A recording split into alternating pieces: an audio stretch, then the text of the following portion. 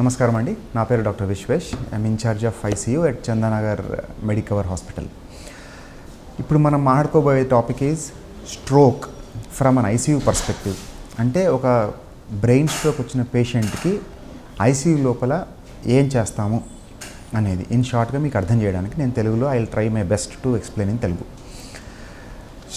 Brain stroke అనేది రెండు రకాలు. ఏదైనా సరే బ్రెయిన్కి బ్లడ్ సప్లై తగ్గిపోయే ప్రక్రియ ఏది జరిగినా సరే దాన్ని బ్రెయిన్ స్ట్రోక్ కిందకి మనం పరిగణనలోకి తీసుకుంటాం. ఇది రెండు రకాలు. బ్రెయిన్కి బ్లడ్ సప్లై చేసే రక్తనాళాల్లో పూడిక, జస్ట్ లైక్ హార్ట్ అటాక్ లాగా. హార్ట్లో సప్లై చేసే బ్లడ్ వెజల్లో బ్లాక్ ఉంటే హార్ట్ అటాక్ అంటాం. అలాగే బ్రెయిన్కి సప్లై చేసే బ్లడ్ వెజల్స్లో క్లాట్ కానీ జరిగిందంటే దాన్ని ఇష్కీమిక్ స్ట్రోక్ అంటాం. అంటే బ్లడ్ సప్లై అనేది బ్రెయిన్కి తగ్గిపోవడం వల్ల బ్రెయిన్ నరాలకి మ్యాక్సిమం 8 minutes లోపల మళ్ళీ దానికి రక్త ప్రసరణ జరిగి ఆక్సిజన్, గ్లూకోజు కావాల్సిన పదార్థాలన్నీ కూడా దానికి బ్లడ్ ద్వారా రీచ్ అవ్వాలి. రీచ్ అవ్వకపోతే ఏమవుతుందంటే బ్రెయిన్కి హైపాక్సిక్ డ్యామేజ్ అనేది జరుగుతుంది. జరిగినప్పుడు ఏంటి, బ్రెయిన్ మొత్తం ఓవరాల్ బాడీలో ఉన్న ప్రతి ఆర్గాన్ ఫంక్షన్ అది కంట్రోల్ చేస్తుంది. సో ఎప్పుడైతే ఈ స్ట్రోక్ జరిగిందో, ఏ ఏరియా ఆఫ్ ద బ్రెయిన్లో స్ట్రోక్ జరిగిందో ఆ ఏరియా లోపల ఆ ఫంక్షన్ అనేది ఉండదు. సో ఎంత త్వరగా మనం brain is time is stroke అంటాం దీని. అందుకే so time is brain. So అక్కడి నుంచి మనం బ్రెయిన్ త్వరగా కాపాడుకోవాలి. ఈ మొదటి రకం ఏదైతే ఉందో ఇస్కిమిక్ స్ట్రోక్ లోపల కొన్ని క్లాట్ బ్లాక్ చేస్తుంది క్లాట్ అనేది. సో ఆ క్లాట్ని మనం పగలగొట్టేసేయాలి. దాన్ని థ్రాంబోలైటిక్ ఏజెంట్స్ అంటారు. సో అది ఇవ్వడం వల్ల ఏమవుతుంది, రక్తనాళం లోపల పూడుకుపోయినటువంటి క్లాట్ ఏదైతే ఉందో దాన్ని బ్రేక్ చేస్తుంది. కానీ దీనికి కొన్ని సైడ్ ఎఫెక్ట్స్ ఉంటాయి. అది మనం ఎప్పటికప్పుడు మానిటర్ చేసుకొని ఇచ్చిన 1 day వరకు కూడా క్రూషియల్ పీరియడే అది నార్మల్ చోట్ల బ్లీడింగ్ కూడా కాజ్ చేయడం ఛాన్స్ ఉంటుంది. బట్ నేను ఇంటెన్సివిస్ట్గా నా దృష్టికోణం ఎక్కడ ఉంటుంది, అసలు ఎందుకు క్లాట్ ఫామ్ అయింది, ఏమన్నా క్లాట్ని పెంచేటటువంటి ఫుడ్స్ ఏమైనా ఎక్కువ తింటున్నారా, లేదా లిపిడ్ కంటెంట్ ఎక్కువ ఉందా, లేదా థైరాయిడ్ ప్రాబ్లమ్స్ ఉన్నాయా, లేదా డయాబెటిక్ ఇష్యూస్ ఎక్కువ ఉన్నాయా, లేదా అన్కంట్రోల్డ్ షుగర్స్ ఉందా, లేకపోతే నీరు తక్కువ తీసుకుంటున్నారా, లేదా ప్రెగ్నెన్సీ రిలేటెడా, లేదా ఏదైనా కొన్ని రకమైనటువంటి చెట్లు ఉంటాయి, ఆయుర్వేదిక్ మందులు ఉంటాయి, వాటిలో ఏమవుతుంది, రక్తం లోపల క్లాట్స్ అనేవి చాలా ఈజీగా ఫామ్ అవుతుంటాయి. క్రానిక్గా తెలియక తీసుకున్న లాంగ్ టర్మ్లో ఫామ్ అయ్యేదానికి ఛాన్సెస్ ఉంటాయి.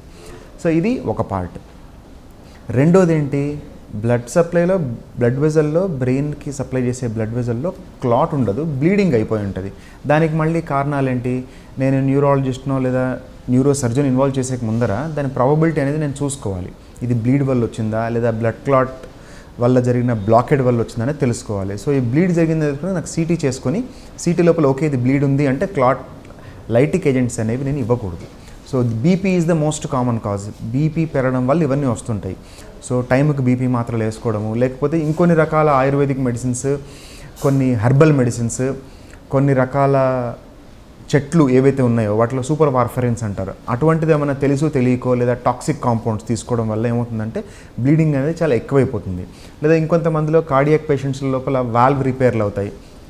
వాళ్ళకి మేమేం చేస్తాం, కొన్ని డ్రగ్స్ క్లాట్ కాకుండా ఉండేదానికి కొన్ని డ్రగ్స్ ఇస్తాం. సో 2-3 రకాల డ్రగ్స్ ఇవ్వడం వల్ల ఈ వార్ఫరిన్ డ్రగ్ అను, అసిట్రామన్ డ్రగ్ అను, హెపారిన్ అను, ఈ ఎనాక్సాపారిన్ ఏదైనా సరే ఈ ఓరల్ యాంటీకోగులెంట్స్ బ్లడ్లో ఎక్కువ శాతం పెరగడం వల్ల కూడా బ్రెయిన్ లోపల బ్లీడింగ్ అయ్యేదానికి ఛాన్సెస్ ఉన్నాయి. సో బీపీ కంట్రోల్ అది చేసుకుంటూ ఐ హ్యావ్ టు ఇన్వాల్వ్. బ్రెయిన్లో ఎక్కడ జరిగింది, ఒకవేళ ఎక్స్ట్రా బ్రెయిన్లో వెంట్రికల్స్లో పెరిగిందా లేదా, బయటికి వస్తుందా, లేదా ఎంత ఫ్రీక్వెంట్గా వస్తుంది, న్యూరో సర్జన్ని పిలిపించి ఎక్కడ నేను సర్జరీ త్వరగా చేయించాలి, ఎప్పుడు నేను దాని ప్రెషర్ని తగ్గించాలి. ఈ బ్రెయిన్లో ఎప్పుడైనా సరే రక్త ప్రసరణ తగ్గినా పెరిగినా ఆ ఏరియా చుట్టూతో నీరు వచ్చేస్తుంది. సో ఆ నీరుని తీసేదానికి కొన్ని ఆస్మోటిక్ ఏజెంట్స్ వాడాలి అనమాట. సో ఎంత త్వరగా వాడుకోవాలి, బీపీని కంట్రోల్ చేసుకొని ఒక టార్గెట్ పెట్టుకోవాలి. ఇస్కిమిక్ స్ట్రోక్ అయినా హిమరేజిక్ స్ట్రోక్ అయినా ఒక టార్గెట్ బీపీ పెట్టుకొని దాన్ని ఆపరేట్ చేసుకుంటూ how best I can control he's feeding, ఎంత సెడేషన్, ఎంత మత్తు ఇచ్చి నిద్రలో పెట్టాలి, ఇవన్నీ కూడా చూసుకునే management is a neuro intensive care.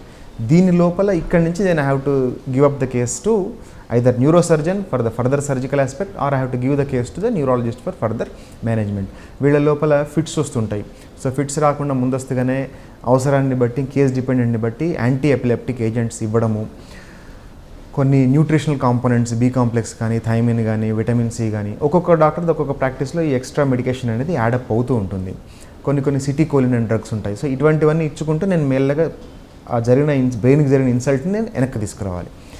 100% అనేది వెనక్కి రాదు, but still I will try, we have to try best to bring it back at least ఒక 80-90% అని తీసుకొస్తే బాగుంటుంది. అది నేను ఎలా చెప్పగలను అంటే, ఎంత త్వరగా పేషెంట్ ప్రజెంటేషన్కి వస్తే అంత త్వరగా నేను ఇస్కిమిక్ కేసెస్ లోపల క్లాట్లైసిస్ చేయడమో, బ్లీడింగ్ కేసు లోపల బీపీ కంట్రోల్ చేసుకుంటూ ఇవ్వడం అనేది ఇక్కడ మెయిన్ పాయింట్.